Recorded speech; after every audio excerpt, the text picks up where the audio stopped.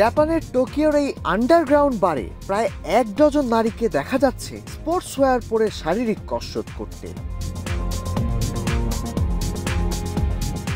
তাদের পেশিবহুল শরীরই বলে দিচ্ছে সমাজে প্রচলিত সৌন্দর্যের সংজ্ঞা তারা মানতে রাজি নন।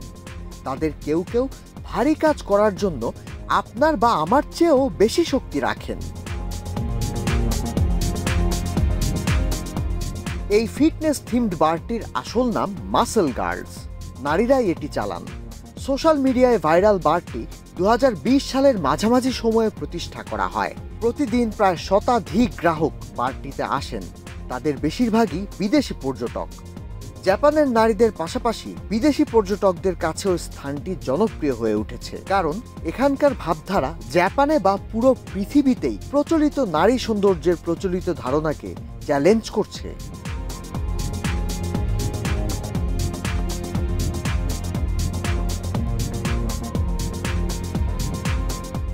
মাসল গার্লসের 38 বছর বয়সী ম্যানেজার হিতোমি হারিগের সঙ্গে কথা বলে বিষয়টি আরও পরিষ্কার হলো। তিনি জানিয়েছেন, জাপানের মানুষ সাধারণত মনে করে ছিপছিপে শরীর, সরু পিঠ আর সরু পায়ের নারীরাই শুধু আকর্ষণীয়, কিন্তু তার বারে যারা আসেন তারা মোটা হাত পাওয়ালাদেরই ভক্ত বলে জানান হিতোমি।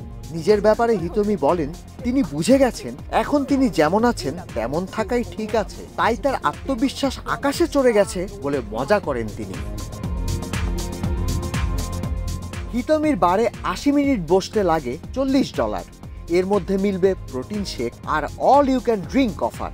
সেখানকার কর্মীরা তখন শোতে অংশ নেয়, শরীর চর্চার ভঙ্গি করে, পানীয় পরিবেশন করে এবং আরও অনেক মজা করে। এক্সট্রিম মশার কয়েল প্ল্যান্ট ফাইবার দিয়ে তৈরি, ডেঙ্গু, চিকুনগুনিয়া বাহি সহ যে কোনো মশার বিরুদ্ধে দেয় এক্সট্রিম সুরক্ষা।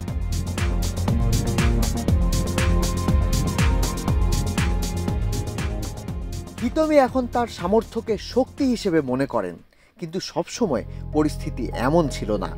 স্কুল ও কলেজে পড়ার সময় ছেলেরা বলতো তার পা মোটা, তারা এটাকে অপমান হিসেবে বলতো আর এসব বলে তাকে কষ্ট দিত। তার পোশাক নিয়েও বাজে কথা বলতে ছাড়তো না এসব ছেলের দল। কিশোর বয়সে ভলিবল খেলে শক্তিশালী হয়ে ওঠেন হিতোমি। তিনি এখন মনে করেন নারীদের সুন্দর করে তোলার বিষয়ে জাপানি সমাজের প্রচলিত দৃষ্টিভঙ্গি এক ধরনের মানসিক নিয়ন্ত্রণ। এমন দৃষ্টিভঙ্গি নারীদের ক্ষতি করে।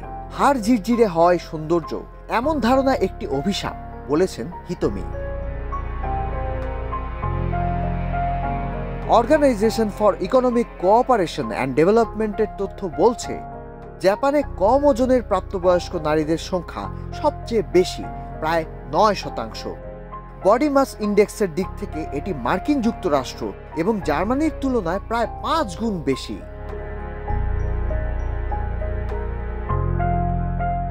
স্থূলতা নিয়ে গবেষণা করছেন এমন চিকিৎসক এবং শিক্ষাবিদদের একটি কমিটি এই বছর সতর্ক করে বলেছে, সৌন্দর্য আর রোগা হওয়াকে এক করে দেখা হচ্ছে। এটি জাপানি নারীদের মধ্যে অপুষ্টি এবং অন্যান্য স্বাস্থ্যগত সমস্যা তৈরি করছে। এই ব্যাপারে সতর্ক হতে বলেছে ওই কমিটি। হিতোমি আর তার সহকর্মীরা মাসল গার্লস বারটিকে প্রচলিত ধারণা ভেঙে দেওয়ার একটি জায়গা হিসেবে দেখছেন।